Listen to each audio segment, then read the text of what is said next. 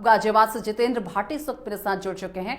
जितेंद्र, सबसे पहले आप ये बताइए कि गाजियाबाद में इस वक्त मौसम कैसा बना हुआ है, बारिश को लेकर क्या स्थिति इस वक्त बनी हुई है? जितेंद्र, देखिए, गाजियाबाद में लगातार जिस तरीके से बारिश रुक रुक के हो रही है, उससे कहीं ना कहीं लोगों को ये उम्मीद थी कि बारिश अगर रेगुलर होती है तो कहीं ना कहीं बारिश का आनंद लिया जा सकता है। इस वक्त धूप निकली हुई है और जो मौसम है उसमें कहीं ना कहीं जो हवा है उसमें चिपचिपाहट है, और अगर ऐसे में बारिश हो जाएगी तो जाहिर तौर पर मौसम और सुहाना हो जाएगा। 3 दिन से लगातार बारिश हो रही है, जैसा कि हमने अपने दर्शकों को बताया, ऑरेंज अलर्ट ऑलरेडी जारी हो चुका है। और जिस तरीके से बारिश होनी चाहिए, गाजियाबाद में लगातार रुक रुक के बारिश हो रही है।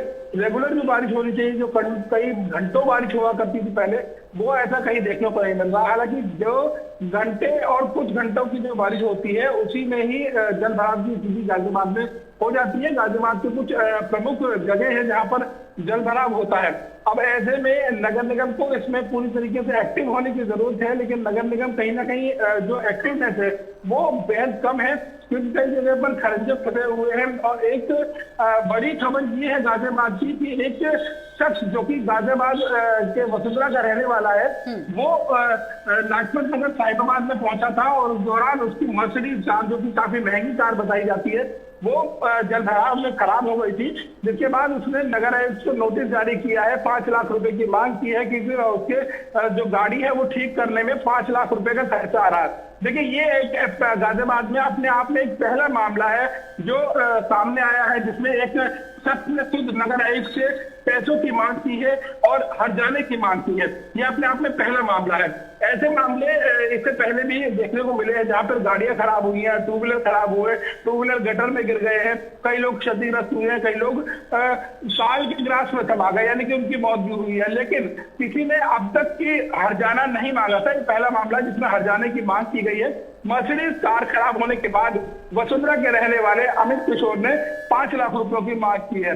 अब ये जो मामला है, इसको देखते हुए कई और लोग भी इससे प्रेरणा ले सकते हैं, क्योंकि कहीं ना कहीं देखिए, जिस तरीके से टैक्स दिया जाता है, टैक्स की भरपाई करने के लिए खुद नगर निगम कर्मी घर पर पहुंच जाते हैं हाउस टैक्स लेने के लिए और तमाम टैक्स वसूलने के लिए। अब तो कूड़े का भी टैक्स घरों घरों में आकर कर्मचारी लेते हैं, वसूलते हैं और उस पर हर्जाना लगाया जाता है। तो अगर उन लोग टैक्स दे रहे हैं, टैक्स की भरपाई कर रहे हैं, तो जाहिर तौर पर उन्हें सड़कें अच्छी चाहिए, उन्हें खरंजे अच्छे चाहिए, उन्हें वो सड़कें अच्छी चाहिए जिस पर वो सड़कें निकल रहे हैं। जितेंद्र, अभी आपने कहा कि नगर निगम के जो अधिकारी हैं वो एक्टिव नजर नहीं आ रहे, आखिर ये सुस्त क्यों पड़े हैं, इस पर भी आपसे जानकारी लेंगे। लेकिन मेरे सहयोगी अजीत लगातार मेरे साथ बने हुए हैं। अजीत, जिस तरीके से जरा सी बारिश जो है नगर निगम की पोल खोल कर रख देती है, तमाम बड़े दावे जरूर किए जाते हैं कि हमने ये तमाम तैयारियां कर ली हैं, लेकिन जब जरा सी बारिश होती है तो सब कुछ सबके सामने होता है। जितेंद्र, देखिए निशा, जितेंद्र लगातार मेरे सहयोगी मेरे साथ बने हुए हैं। जितेंद्र, जिस तरीके से भी आप नगर निगम की बात कर रहे थे, और मैंने बहुत सारी रिपोर्ट्स, आपकी ग्राउंड रिपोर्ट्स देखी हैं जहां पर आप जाते हैं और जलभराव की जो स्थिति बनी होती है, देखिए एक जरा सी बारिश जो है नगर निगम की पोल खोल कर रख देती है।